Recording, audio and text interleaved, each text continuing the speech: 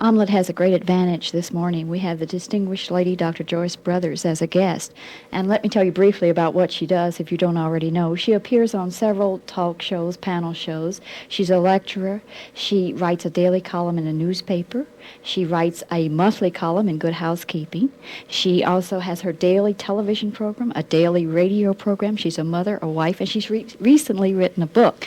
And the title of it is The Brothers System of Liberated Love and Marriage. And it's interesting, before I ask you the first question, Dr. Brothers, is the happiest people in the world. You say, first of all, married men are the happiest. Next are single women. And then at the bottom of the heap are the married women. Not the very bottom. The very bottom of the heap are bachelors. They are, in terms of their own feeling about their happiness, they're the least happy group. That's right. That's good to mention that. I forgot that. The fact that a woman, a married woman, works does not automatically mean that she's liberated. And you mentioned the fact that the family sometimes look upon this as an indulgence and that she has to do her own housework and everything else. Can you explain? Just working doesn't mean you're liberated. No, and there's nothing magic about a job. There's nothing so great about teaching 40 other people's children versus teaching your own child and making the difference between a child who's an A student and a C student, or a child who's successful or unsuccessful. There's nothing stupendous about being a nutritionist or a chef versus doing the right job for your own family in terms of nutrition. All that liberation means, really, is that everyone should have the right to do what's right for them. Now, for many women, they are so out of touch with what is right for them. They have been told all their lives as daughters, by mothers and fathers what they should want. They've been told by their husbands what they ought to do. They've been told by their children how they should behave. And so many women simply have forgotten the dreams that they had and the real desires that are theirs. You ask a woman to make up a list of the 6 things that she would most want in the world. And the first things that come to mind are the usual things, money and fame and so on. But when you begin to really talk about what is right for you, what you really want, it takes at least a week or 2, sometimes 3, before sometimes you get longer. back in touch with yourself. That was interesting. I wanted to go into that a little bit more detail about how you start off trying to make a woman realize what a liberated woman is and how she goes about it. And the first step is to make a list of 5 or 6 things that you would most want in the world. And as you say, sometimes they have to tear the list up several times and then redo it. Then the next step is to think of things that prevent you from achieving these goals, and then last of all, what you can do to bring them about. Can you go in a little bit more just detail? One step at a time. When you make a change in your life, it has far-reaching effects on everyone who is in any way significantly attached to your life. Even those people who are not attached. For example, if you suddenly went from being interested in Bach and Beethoven to rock and roll, the place where you bought your records would start suggesting the Hot Tuna or Tim Hardin or whatever, so that they might have to change their inventory, or anything that you do in your life affects other people's behavior. But when you make one change, you have the kind of effect on the significant people that you might have, for example, in the solar system, where if you change the relationship between the bodies, you would change the whole solar system. So it's a way of making your life equal, for the married woman to have the kind of happiness that married men have in their marriages. I seem to get, and I think I'm correct, throughout your book, the fact that you don't really agree wholeheartedly with women's lib. And you make the point that if a woman loves her husband and really wants her marriage to be a success, it's sometimes necessary to make the first step or to make concessions. I think of the example of the woman who really earned more than her husband, and she realized this did present problems and how she went about solving it. Is this true, or am I incorrect? Well, I think that I'm in agreement with the major goals of women's lib. I think most women are, that everyone should have a right to do what is right for them, that there should be equal pay for equal work.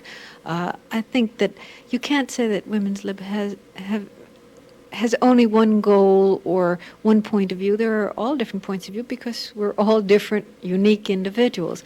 And no one person speaks for women's lib. Gandhi is not a typical Indian leader. Ralph Nader is not the typical consumer.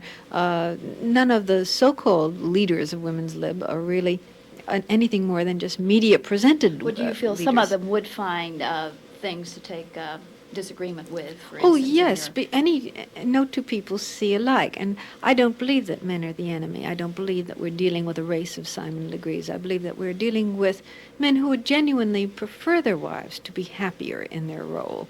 And the man himself is happier when he has an equal marriage rather than a situation where he has all of it and she has so little. I know it was interesting. You said one lady, I don't know if you were in her company or what, she made the comment that she buttered her husband's toast, and if the women heard that, they would be unhappy. And the fact that you mentioned you buttered your own. Yes, I just realized that I did too. We had a recent guest on Omelet that spoke of the main problem with marriages is money. And you say this in one breath, and then you come in and say that money is often very closely related to power. Can you explain that? Well, I think money makes a very useful symbol for any number of things. It isn't money alone. For example, we find that once you're past the basic subsistence level, when you're below subsistence level, then money is all of it. But once you get past that, it doesn't make the difference whether you just have a minimum income or you've got making $75,000 a year.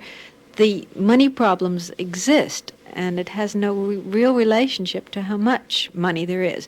It has a relationship to who has the right to spend what, or what it should be spent on, and whether it should be saved or whether it should be spent in this way, and so on. And there is no one moral right way to spend money. So money becomes a convenient battleground. It's easier to fight over money than it is to fight over the sexual problems that exist in the marriage, or over who has a right or who is imposing on the other, and so on. So we see lots and lots of money problems, but they are not solved by giving the person or the person getting more money, because they are more than just the money. Speaking of sexual problems, I know you are very critical of the how-to-do books. There are so many of them on the market. One reason, because most of them are written by men, and then it does tend to confuse the woman as far as her sexual roles are concerned. Yes, I think that a great many men are unaware of the psychology of women, or kind of blind to it.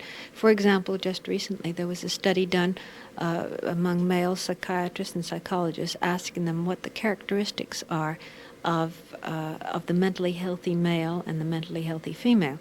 And of course there were many characteristics in common, but the characteristics that were female were the characteristics of the mentally healthy female, according to these male psychologists and psychiatrists, were really enough to make you sick to the stomach.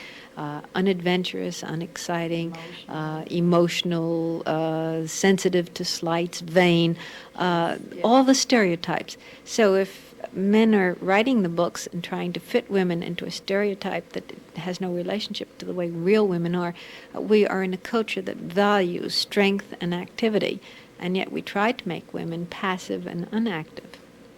One of the things that you mentioned that people still cannot accept well was the lady who had a very prominent position in New York City, and she stayed there as chairman of an advertising agency, and she commuted on weekends to visit her husband who lived in Dallas. And supposedly it's a very successful marriage, but people still cannot accept that readily. Well, I think there are all different kinds of marriage styles, but it takes an extraordinary woman to carry it off. Yes. You say yourself you don't think you would be comfortable in that type. No, I know I would not. No, I wouldn't. I've never taken a lecture tour, but once, I shouldn't say that. Once I took a lecture tour, and my daughter and I went together, and she was very little at that time. We arranged for her to be out of school for the week. We spoke to the principal and said it was an educational tour, and she went with me to Portland and Seattle and San Francisco and Chicago and a couple of other cities. When we came home, I said, Lisa, you've been on this educational tour. What did you learn? And she said, not to take your shoes off at head table because people can see your bare feet. Dr. Brothers, I wasn't aware of how you really came into public life. It was on a quiz show of some years back. Mm-hmm. What was the question, or how much did you win on that? This was the $64,000 question, and this was about 16 or 17 years ago. And I won the $64,000 in the category of boxing.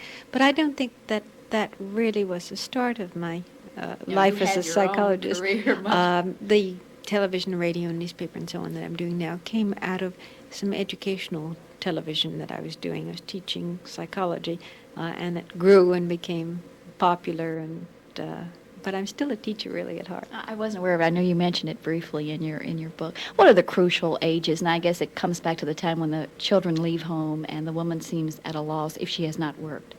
Well, I guess I'm almost too late to answer that question. Is there a crucial age At which in a marriage? woman Problems, difficulties? No, there each time brings its own problems, and it's really a matter of learning how to adjust to change. The coming of the first child is a crisis point. The 7-year itch is a Yeah. crisis point. After 20 or 25 years of marriage, if the two people haven't developed a we feeling, if the children come first, there's a crisis point. Thank you so much, Dr. Joyce Brothers, for being with us on Omelet.